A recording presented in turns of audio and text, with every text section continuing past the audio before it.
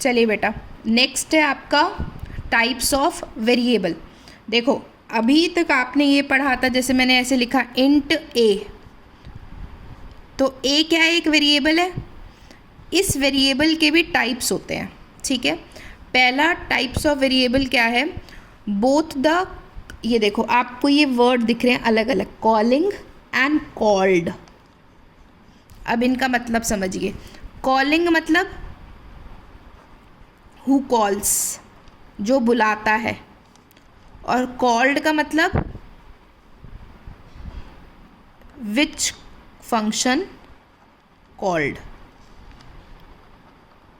जैसे कि मैंने आपको बताया कि मैंने आपकी क्लास के 6 ग्रुप डिवाइड करे, बार बार वही एग्जाम्पल ले रही हूँ। मैंने आपकी क्लास के 6 ग्रुप डिवाइड करे और 6 ग्रुप को कहा आपको ये काम करना है। आप सब अपना काम करके आ गए।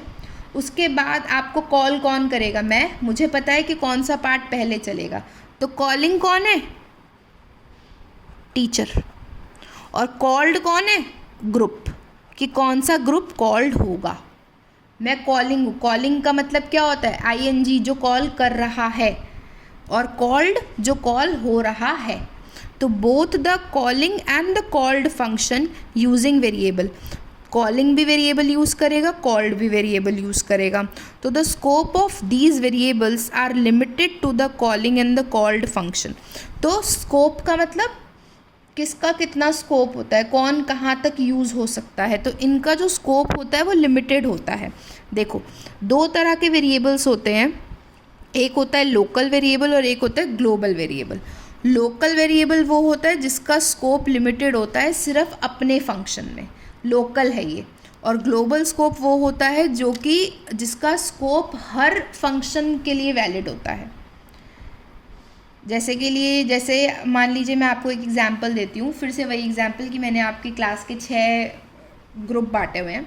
मैंने आपको कहा कि आप लोग हर एक कोई अपना अपना काम करेगा, कोई किसी से कुछ शेयर नहीं करेगा।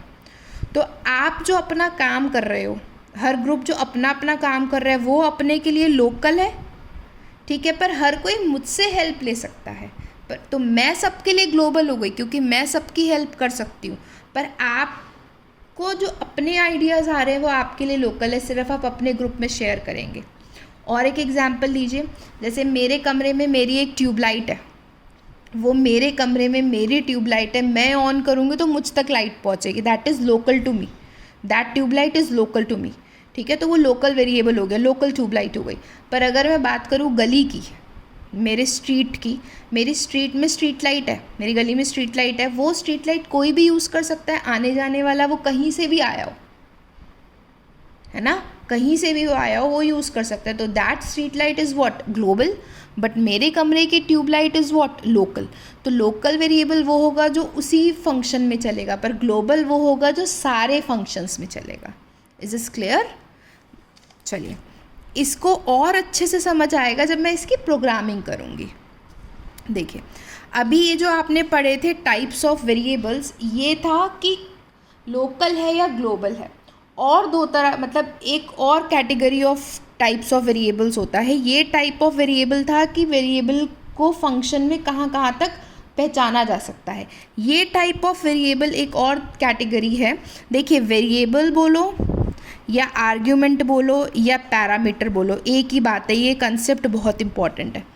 वेरिएबल बोलूँ या आर्ग्यूमेंट बोलूँ या पैरामीटर बोलूँ, ये एक ही बात है, ठीक है।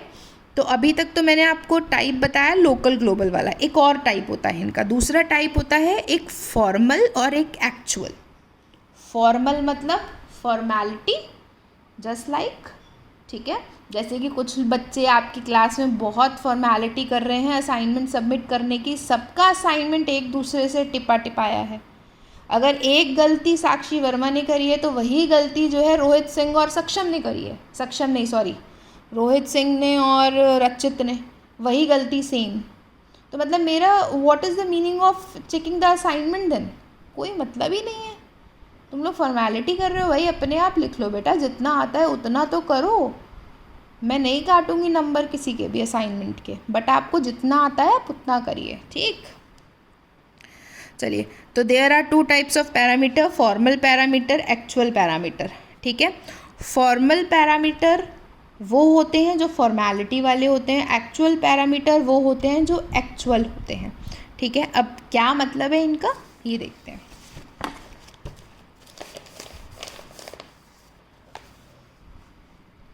देखिए, फॉर्मल पैरामीटर क्या होते हैं? These are the variables that are used in the function definition, that is they receive the value from the calling function. देखो, फॉर्मल पैरामीटर वो होते हैं जो कि कहाँ यूज़ होते हैं, जो मैं अंडरलाइन कर रही हूँ वो इम्पॉर्टेंट है, जो कि फंक्शन की डेफिनेशन में यूज़ होते हैं। तो जो फंक्शन की डेफिनेशन में यूज़ होंगे वो कौन से हैं? फॉर्मेलिटी वाले। मैंने आपको बताया था ना 3 चीज़ें होती हैं, फंक्शन की डेफिनेशन, फंक्शन की कॉलिंग और फंक्शन का डिक्लेरेशन। तो जो डेफिनेशन में वेरिएबल है वो फॉर्मल, और एक्चुअल कौन से होते हैं? जो कॉलिंग में यूज़ होते हैं। बस, तो कॉलिंग वाले वेरिएबल एक्चुअल होंगे और डेफिनेशन वाले वेरिएबल फॉर्मल होंगे। तो this is what formal parameter. Is is clear? अब आते हैं हम, अभी तक मैंने आपको बताया था कि 2 तरह के फंक्शन होते हैं। कौन कौन से? लाइब्रेरी और यूज़र डिफाइन। लाइब्रेरी तो आप यूज़ करते ही हो, यूज़र डिफाइन आप अब करोगे। तो यूज़र डिफाइन कितने टाइप के होते हैं? आगे 4 टाइप के यूज़र डिफाइन फंक्शन होते हैं। देखिए, 4 टाइप कौन कौन से होते हैं? देखो, इन चारों टाइप में ना 2 वर्ड्स यूज़ हो रहे हैं, एक आर्ग्यूमेंट, एक रिटर्न। और आर्ग्यूमेंट रिटर्न के आगे विद। देखो, एक होता है विद आर्ग्यूमेंट विद रिटर्न।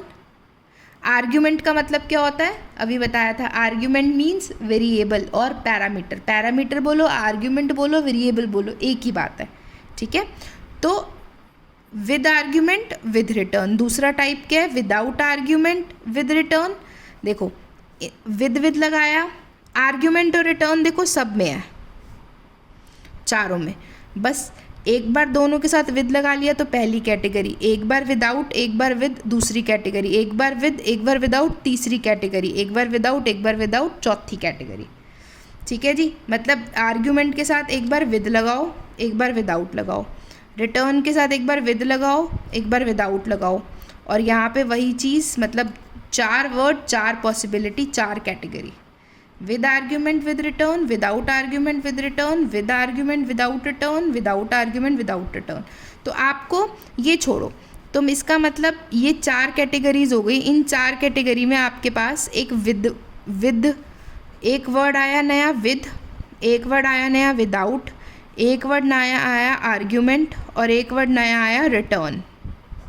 ये 4 चीज़ें आई हैं। नहीं, इन चारों का मतलब समझ लो, आपको चारों कैटेगरी बनाने में कोई दिक्कत नहीं होगी। ठीक है, पहले मैं बताती हूँ। आर्ग्यूमेंट का मतलब मैंने आपको बता दिया, आर्ग्यूमेंट मतलब वेरिएबल। रिटर्न का मतलब इधर लिखा है। तो द रिटर्न क्या होता है? Return type is the data type. मतलब रिटर्न क्या होगा? एक तरीके से कि किस डेटा टाइप की वैल्यू को रिटर्न करना है। इंटीजर वैल्यू रिटर्न करनी है, फ्लोट वैल्यू रिटर्न करनी है। रिटर्न मतलब देना। रिटर्न गिफ्ट मिलता है बर्थडे पार्टी में, ऐसे ही ये फंक्शन भी कुछ रिटर्न करता है, आपको कुछ देता है। तो the return type is the data type of value the function is returning, कि किस तरीके की वैल्यू फंक्शन आपको दे रहा है। If the function is returning any value then it is done through return statement. और जब भी फंक्शन कुछ रिटर्न करेगा तो वो कौन से स्टेटमेंट से करेगा? रिटर्न स्टेटमेंट से। इसका मतलब विदाउट रिटर्न, ये देखो चौथी कैटेगरी और तीसरी कैटेगरी में दोनों में विदाउट है ना, मतलब यहाँ पे रिटर्न स्टेटमेंट यूज़ नहीं होगा, क्योंकि कुछ भी रिटर्न गिफ्ट नहीं मिल रहा आपको।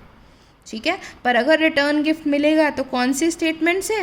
रिटर्न स्टेटमेंट से। एक चीज़ याद रखिएगा कि function can not return more than 1 value. Function एक से ज़्यादा वैल्यू रिटर्न नहीं कर सकता है।